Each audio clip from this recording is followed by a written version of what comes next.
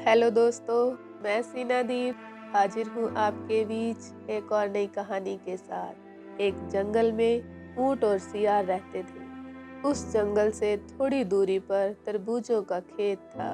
खेत और जंगल के बीच एक बहुत गहरी नदी पड़ती थी। एक दिन सियार ने सोचा कि आज नदी पार खेत में तरबूज खाने चलते हैं।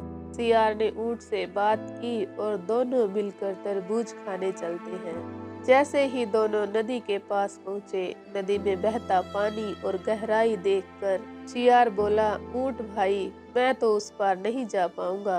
अगर तुम मुझे अपनी पीठ पर बैठा लो तो मैं भी नदी पार कर लूंगा। ऊंट ने दोस्ती की खातिर सियार को अपनी पीठ पर बिठा लिया और थोड़ी ही देर में दोनों खेत में पहुंच गए। जब वो खेत में पहुंचे तो उन्हें वहां बड़े ही मीठे मीठे तरबूज खाने को मिले। दोनों तरबूज खाने में जुट गए। थोड़ी ही देर बाद सियार का पेट भर गया और वह हुआ हुआ करने लगा। यह देख ऊंट ने उसे ऐसा करने से रोका, लेकिन सियार कहाँ मानने वाला था। सियार ने उसकी एक न सुनी और बोला, ऊंट भाई, खाने के बाद मैं ऐसा ही करता हूँ। मुझे तो हुआ हुआ हो रही है। ऊंट ने कहा, अगर तुम ऐसे ही हुआ हुआ करते रहोगे तो किसान आ जाएगा और हमें पकड़कर हमारी पिटाई कर देगा। लेकिन सियार फिर भी चुप नहीं हुआ और हुआ हुआ ही करता रहा।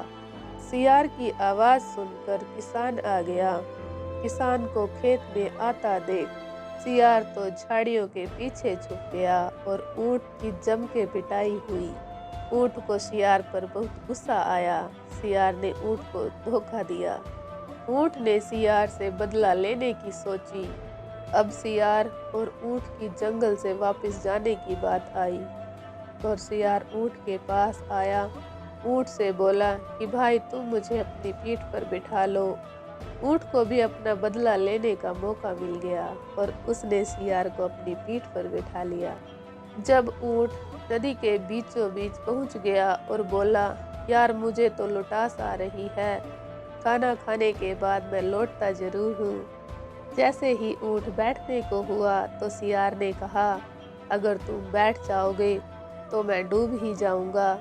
बस थोड़ी देर और रुक जाओ, मुझे नदी पार करने दो, बाद में लेट जाना। अब ऊंट की बारी थी। उसने कहा, मित्र, मुझे खाने के बाद लेटने की आदत है। मुझसे अब चला भी नहीं जा रहा, मैं यहीं पर लेटूंगा। सियार बहुत गिड़गिड़ाया, लेकिन ऊंट ने सियार की एक न सुनी और नदी में बैठ गया। जैसे ही ऊंट नदी में बैठा, सियार डूब गया और मर गया। दोस्तों, इसे कहते हैं जैसे को तैसा। जो दिया है वो लौट कर वापिस जरूर आता है। अगर सियार ने ऊंट की बात मानी होती तो वह जिंदा होता। धन्यवाद। फिर मिलेंगे दोस्तों एक और नई कहानी के साथ। तब तक के लिए अपना ख्याल रखें।